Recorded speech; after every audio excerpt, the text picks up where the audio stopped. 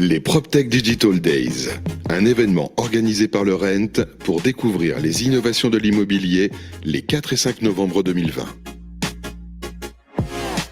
Bonjour, bienvenue à tous, bienvenue sur Radio Imo. On est ravis de vous retrouver pour ces PropTech Digital Days. Vous le savez, 3 fois par jour, 9h, 13h, 18h, c'est l'heure du journal avec Stéphane Scarella. Bonjour Stéphane. Bonjour. Stéphane, c'est vrai, qui assiste à tous les JT. Alors, qu'est-ce qui nous attend au sommaire de cette édition? Tout d'abord, Stéphane, ça va être votre mot, le mot de Stéphane, dans quelques instants. On va faire un petit bilan de cette première matinée, des chiffres, des stats, les contenus qu'on a déjà eus et ceux qu'on peut retrouver sur le replay. On va rappeler, bien sûr, comment se connecter. Ensuite, vous annoncerez le programme du jour. Et puis, ce sera le moment de retrouver nos invités, nos speakers, pour une petite demi-heure de discussion. On sera en compagnie de Séverine Amat, la directrice relations médias du groupe Se Loger, et Aurélien Flamand, directeur grand compte du département IMO de Le Bon Coin. Voilà, et puis s'il arrive à se connecter, on aura également Thomas Venturini, le patron de Liberkeys. Je crois qu'il est là. Allez, on démarre tout de suite ce journal PropTech Digital Days. Les PropTech Digital Days. Stéphane Scarella, comment s'est passée cette première matinée? Alors Fabrice, d'abord on a commencé à 9h, donc on a lancé les PropTech Digital Days sur le JT donc de 9h. Je vais vous donner peut-être quelques chiffres d'ores et déjà. Il y a à peu près 5000 inscrits sur la plateforme, 5000 inscrits sur les PropTech Digital Days, et on a un peu plus de 40% des gens qui sont en permanence sur la plateforme. Donc ça donne quelques KPI. Ça fonctionne très bien. Alors beaucoup de consommation de contenu, c'est ce qu'on attendait. On a évidemment mis des moments live et puis toutes ces conférences que on peut retrouver dans le programme. Donc, il y a déjà eu plusieurs conférences et plusieurs ateliers qui sont disponibles en live ou en replay également. Et ça fonctionne bien. Il y a 300, 400, 500, 600. Certains ont déjà dépassé ce chiffre. Plus de 1000 personnes ont vu certains ateliers d'acteurs PropTech ou des conférences depuis ce matin. Donc, on est plutôt content du démarrage. Maintenant, il faut aller encore plus loin. Et je pense qu'à la fois cet après-midi, bien sûr, et demain, encore plus de professionnels vont se connecter. Une dernière question, c'est vrai qu'on pouvait se poser la question sur un événement comme le RENT, on se souvient de l'édition de l'an dernier, de l'inauguration du pavillon 6, cette année de transférer à cause de la crise sanitaire sur un événement 100% digital. Certains ont pu se poser la question, est-ce qu'il fallait le faire? Est-ce qu'on a déjà des éléments de réponse, Stéphane? Je vais vous poser la question dans l'autre sens, est-ce qu'il fallait ne rien faire? Moi, je suis très content que vous soyez là. Donc là, en fait, on se posera la question demain soir de savoir si on a les résultats qu'on pouvait espérer. Ce qui est sûr, c'est qu'on est très heureux d'avoir pris cette initiative. Encore une fois, évidemment, elle est tout à fait nouvelle, y compris pour les gens qui vont consommer de cette manière-là, consommer par le digital, à la fois des contenus, et puis surtout cette marketplace, les encourager à aller sur la marketplace, rencontrer les acteurs de la PropTech, créer du lien, du chat par mail avec eux, c'est ça finalement l'enjeu. Donc, pour répondre à la question, pour l'instant, on est satisfait du démarrage. On est très confiant sur le fait que les gens s'approprient évidemment ce nouveau format et qu'ils apprennent à l'utiliser pour en faire ce que l'on souhaite, c'est-à-dire évidemment une machine qui puisse délivrer du lead. Allez, tout de suite, on va passer au programme du jour. Les PropTech Digital Days. Stéphane, quels sont les temps forts qui nous attendent cet après-midi? Alors, cet après-midi, on va retrouver évidemment un certain nombre d'ateliers. Donc, vous pouvez les retrouver en replay dans le programme. Il y a notamment l'atelier de la boîte IMO, il y aura l'atelier de la Chambre des notaires, il y aura celui de Figaro IMO. Je regarde un petit peu le programme. L'Absence, évidemment, bien ici également. Donc, il y a une dizaine d'ateliers cet après-midi. Il y a des grosses conférences. Il y a une conférence à 14h30 sur l'apport de la PropTech pour les Jeux Olympiques. Je vous encourage à regarder ça, animé par Jeanne Massa. Il y a évidemment le workshop du Bon Coin sur l'intelligence artificielle au service donc de l'immobilier et quelle est cette promesse. Et puis, on va retrouver des conférences sur la low-tech notamment. Enfin voilà, beaucoup de choses cet après-midi, à la fois en live sur les conférences et toujours en replay. Et puis, on a cet après-midi aussi 2 Startup Labs. Je rappelle que le Startup Lab, c'est une thématique et 4 startups qui viennent pitcher sur cette thématique, en tout cas nous éclairer. Donc, on a des choses sur le syndic en début d'après-midi et puis on aura également quelque chose sur la gestion locative au niveau du Startup Lab en fin d'après-midi. Donc, encore une fois, en live ou en replay, c'est vous qui consommez quand vous en avez envie. Voilà, avec des programmes thématiques adaptés. Merci Stéphane. C'est l'heure de retrouver tout de suite nos invités. Les PropTech Digital Days. Ils sont avec nous, alors non pas sur le studio, hein, on respecte évidemment oui. les règles de distanciation, mais on fait tout, on l'a dit, en digital, donc se sont déjà connectés. Séverine Hamad, la directrice des relations médias du groupe Se Loger. Bonjour Séverine. Bonjour à tous. Bonjour Séverine. Et on a également Aurélien Flamand, le directeur département IMO du Bon Coin. Bonjour Aurélien. Bonjour à tous. Bonjour Aurélien, merci d'être là. Est-ce que Thomas est là aussi? Est-ce que Thomas s'est connecté ou pas encore? Pas Non, encore. Il va, on l'espère, nous rejoindre. Stéphane, peut-être de première question pour nos invités. Alors, j'ai une première question, effectivement. On a évoqué donc en introduction ce nouveau format, manière de consommer la PropTech et manière de faire du networking dans cette hybridation qui est un exercice de style imposé désormais. Comment vous, qui êtes deux gros acteurs du marché et évidemment à la pointe de ce qui se fait en matière de PropTech destiné à vos clients finaux, les agents immobiliers ou les promoteurs, à la fois Séverine et Aurélien, comment vous vivez ces nouveaux formats, chacun de votre côté? Alors, Aurélien, je vous laisse peut-être répondre puisque je l'ai déjà exprimé, nous, au travers du grand angle ce matin. On a réussi à faire quelque chose d'assez assez marquant. Donc, je vous laisserai commencer et je finirai. Bon, bah, écoutez, je vais déroger à mes règles de courtoisie. Alors, voilà. En fait, la première chose, c'est que je reste avec une pensée pour l'ensemble des professionnels de l'immobilier qui seront assurément déçus de ne pas avoir pu se retrouver en vrai, parce que nous faisons tous des métiers de contact, même si nous sommes des acteurs du digital. Et donc, c'est vrai que ça reste un rendez-vous attendu chaque année par tous les professionnels, et nous les premiers. Après, comment je perçois les outils qui ont été développés en un temps record par toute l'équipe de Rent, c'est évidemment une très belle opportunité. Et je tiens d'abord à vous remercier de la rapidité, de la qualité, de la coordination de tout ce qui a été monté. C'était quand même très précieux. Moi, je trouve que ce qui est intéressant, c'est que ça nous a obligés à challenger un petit peu nos pratiques, à se remettre en question sur la manière dont il allait falloir interagir avec les gens qui nous sollicitaient sur la plateforme. Donc, à chaque fois, c'est des opportunités de challenger notre approche commerciale, de challenger le discours, de challenger les supports, et puis finalement de s'organiser dans notre quotidien à nous-mêmes, parce que je pense que l'hybridation, en tout cas dans les mois qui vont venir, ce sera un usage quotidien dans notre gestion interne avec nos équipes et dans notre interaction avec nos partenaires. Alors, oui, nous, on a rempli la mission comme tout le monde, hein, on s'est mobilisé assez vite, que ce soit en termes de logistique. Et un grand merci, Stéphane, de nous avoir ouvert les portes des studios du Figaro, parce que sans eux, je pense que la qualité du rendu aurait été nettement moindre, il faut le dire. Il est important aussi de délivrer quelque chose de... il est important de délivrer quelque chose de qualité, que ce soit en termes de contenu, mais aussi de contenant. À l'ensemble de la profession qui fait la démarche, que ce soit physiquement d'être présente, mais cette année c'est pas le cas, mais là en distanciel, de suivre l'intégralité de la programmation. Donc nous de notre côté, on se devait d'être à la hauteur de toute l'équipe Rent, et du coup on a très vite initié ces 3 prises de parole. Et puis nous, il faut savoir qu'effectivement au sein du groupe, c'est près de 400 personnes qui travaillent à l'IT, dans tout ce qui est produit, développement et digitalisation, numérisation de tous les outils, le serviciel proposé aux users, mais aussi aux professionnels.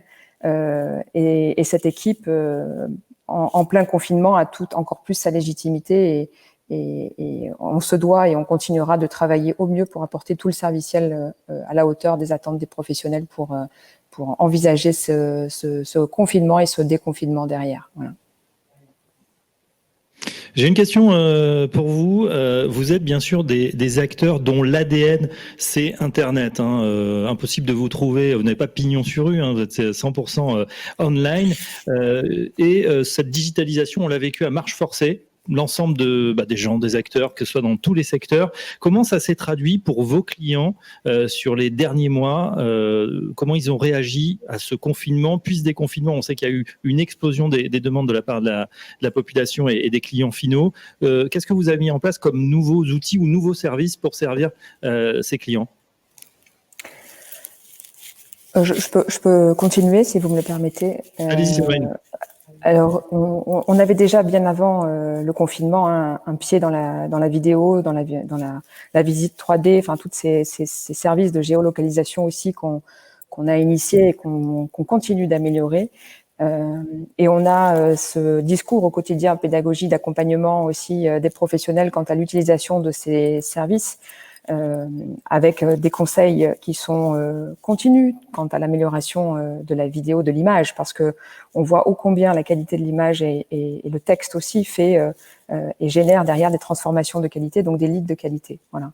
Donc, je dirais pour conclure et pour passer la main rapidement que c'est au sein du groupe Se Loger, la qualité, l'accompagnement et l'amélioration de tous les services digitaux et la numérisation des enjeux stratégiques qui, bien évidemment, rythmeront cette fin d'année 2020 et encore plus 2021. Aurélien Flamand. Je dirais qu'en fait, dans une année où on a beaucoup parlé de ralentissement, et puis avec des séquences vraiment très particulières, hein, on est passé de la sidération à une reprise spectaculaire.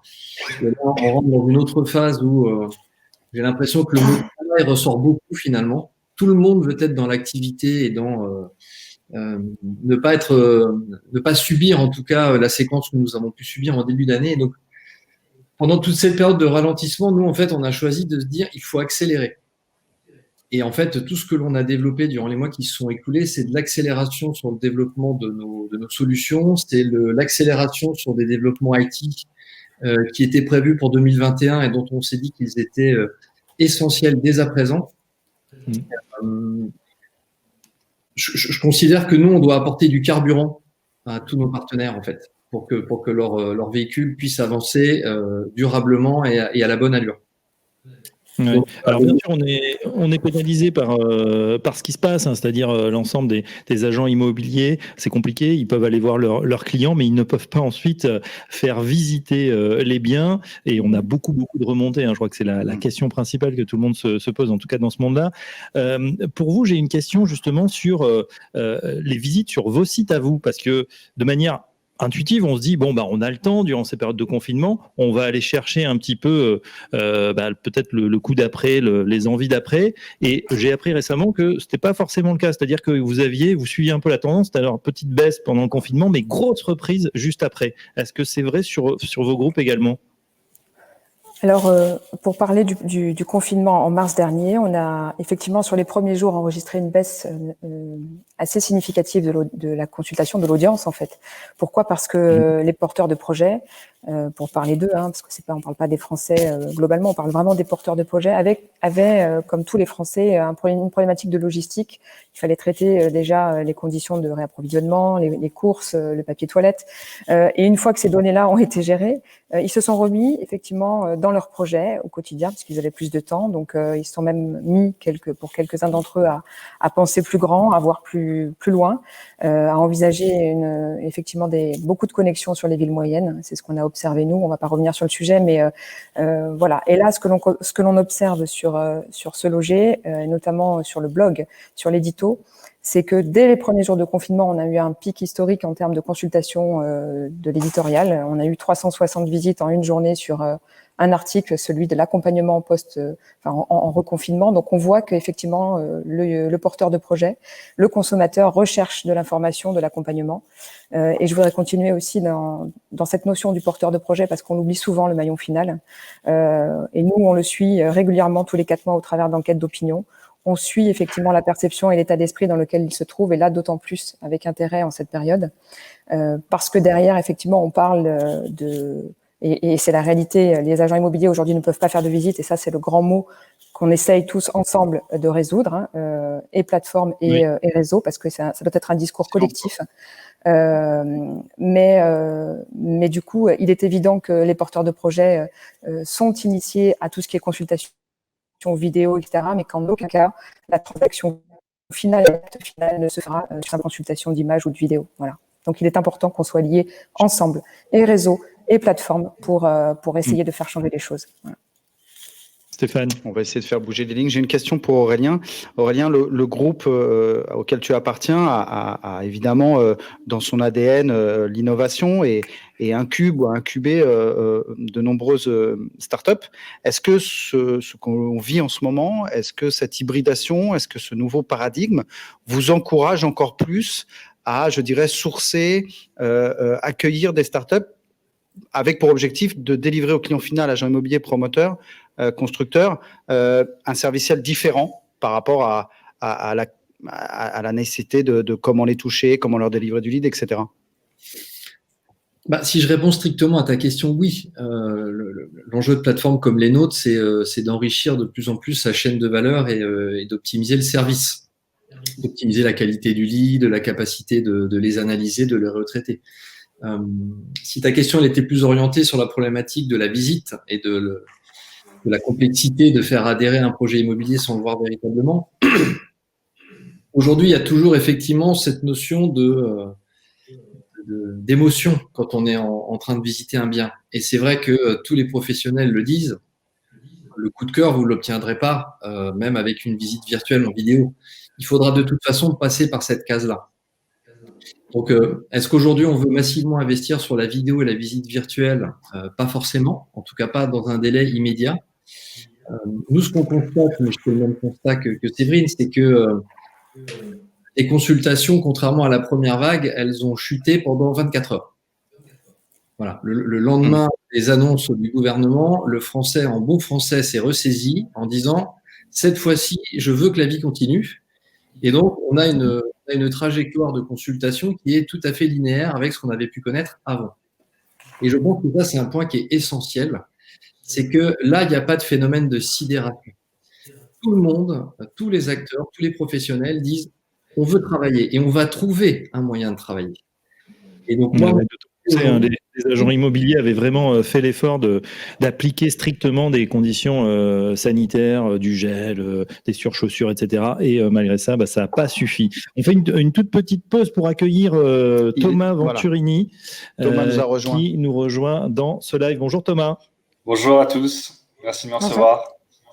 Le patron de Liberkeys, en 2 mots. C'est vrai qu'on n'a pas présenté Groupe Sologer, Le Bon Coin. On estime que c'est connu. Thomas, connu, en quelques mots. Moi, par contre, je dois présenter Liberkeys. Ok, non, je comprends. En 2 mots. En 2 mots, on serait connu. Oui, exactement.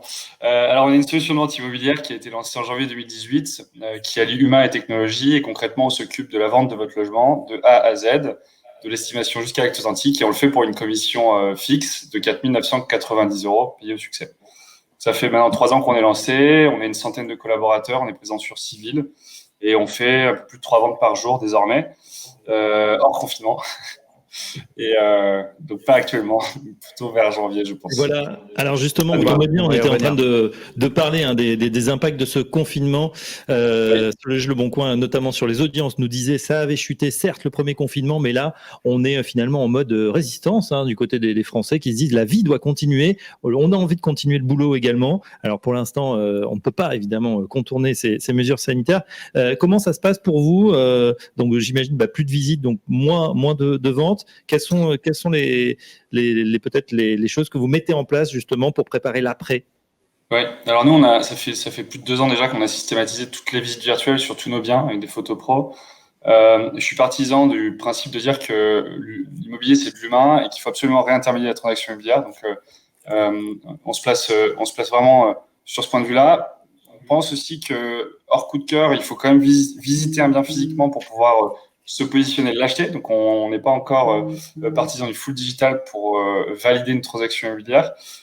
Néanmoins, on pense que ça peut être utile pour optimiser l'expérience client de l'acheteur et également réduire le nombre de visites, puisqu'on aura davantage de points de vue pour l'acheteur pour pouvoir potentiellement se projeter dans une visite.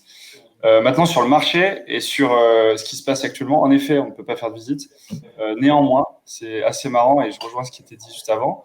On a un nombre de leads acheteurs qui est supérieur actuellement, donc on a ressorti les stats ce matin, hier et tous les jours, qui est supérieur au niveau du mois d'août. Et donc, du coup, on est dans une conjoncture qui, malgré un mois d'août qui était d'ailleurs, qui faisait suite à un rebond au mois de juin et au mois de juillet, on est sur un volume de lead acheteurs qui est supérieur à l'été. Du coup, Thomas, supérieur au confinement numéro 1. Du coup, pardon Thomas, comment vous gérez ces leads que vous recevez en ce moment? Vous les stockez, vous les qualifiez, comment vous faites?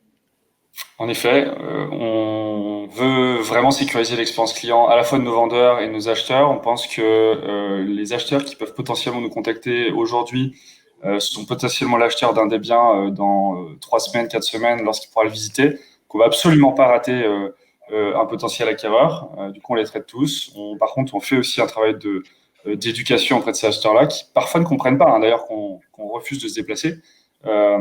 Et du coup, on fait un travail d'éducation pour expliquer que malheureusement, la loi nous contraint. Même si on va tous faire le travail, effectivement, comme le disait Sandrine, pour faire un peu de lobbying à notre tout petit niveau, pour qu'effectivement la chaîne de valeur ne soit pas rompue, puisque, je le rappelle, on peut prendre des mandats, on peut faire des visites pour préparer les visites virtuelles, mais on ne peut pas faire visiter le bien à de potentiels acheteurs, alors que le notaire attend dans son étude. Voilà, ça, on va faire en sorte de militer pour que ça se débloque. À tous les trois, voilà, les PropTech Digital Desk, c'est une expérience, encore une fois, Thomas nous a rejoint en route, mais qu'on veut un peu innovante, disruptive, même si j'aime pas beaucoup ce mot-là, en tout cas audacieuse, pour permettre à la communauté, agents immobiliers, promoteurs constructeurs, pendant 2 jours, au-delà du fait de s'inspirer et d'écouter vos conférences à tous les trois et à vos groupes, mais aussi de se rencontrer et de générer du lead. Comment, Thomas, toi, tu vois cette expérience-là? Alors, moi, j'ai une attente particulière auprès de la part de la PropTech et des différents acteurs tech en immobilier. C'est de l'éducation des différents consommateurs, également notamment des acteurs. La tech est souvent vue comme un mal dans un secteur qui est peu ou pas digitalisé. Et la tech, c'est vraiment un bien, je le pense. C'est ce qui va nous permettre de nous renouveler, ce qui va nous permettre de reprendre des parts de marché face à la vente entre particuliers. Parce qu'aujourd'hui, moi, je pense que c'est pas normal que on soit pas à 100% de parts de marché pour les intermédiaires.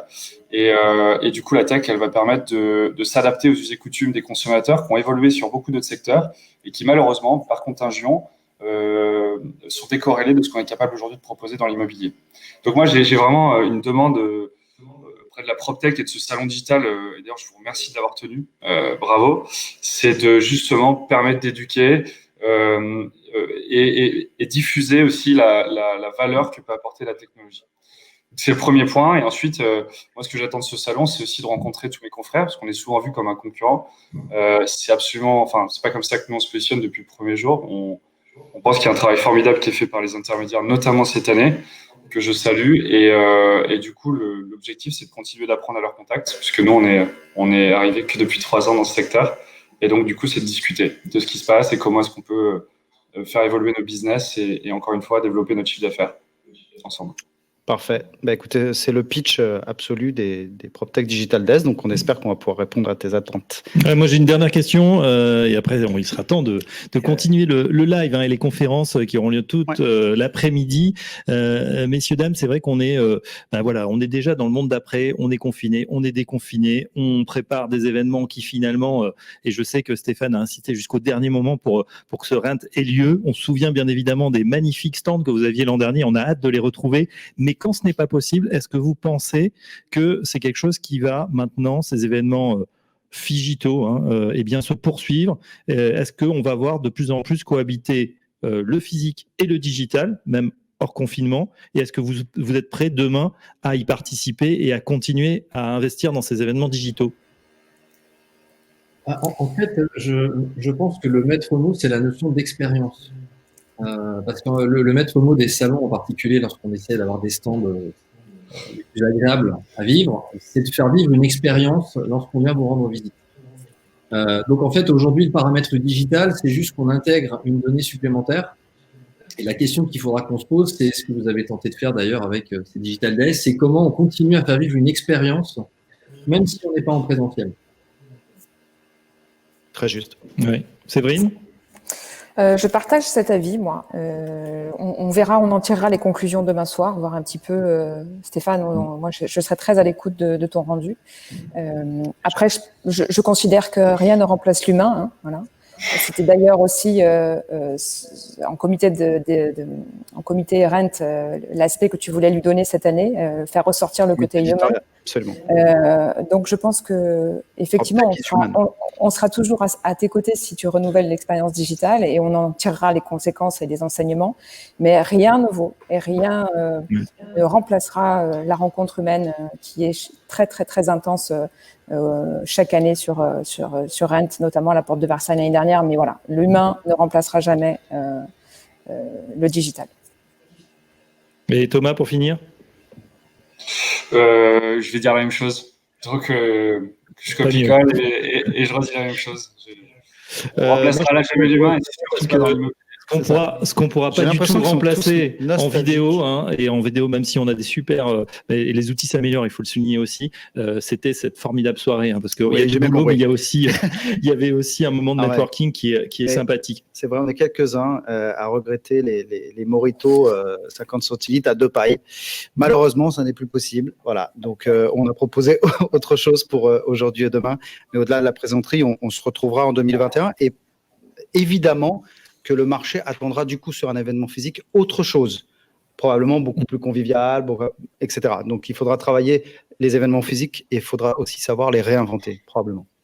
Merci en tout cas à nos speakers du jour, Séverine Hamad, la directrice relations médias du groupe Se Loger, Aurélien Flamand, le directeur du département immobilier du Bon Coin, et Thomas Venturini, le patron de Liberkeys. Merci Stéphane, on se retrouve tout à l'heure. Merci les amis, on vous retrouve dans toutes les conférences, soit cet après-midi, soit demain pour nos 3 invités.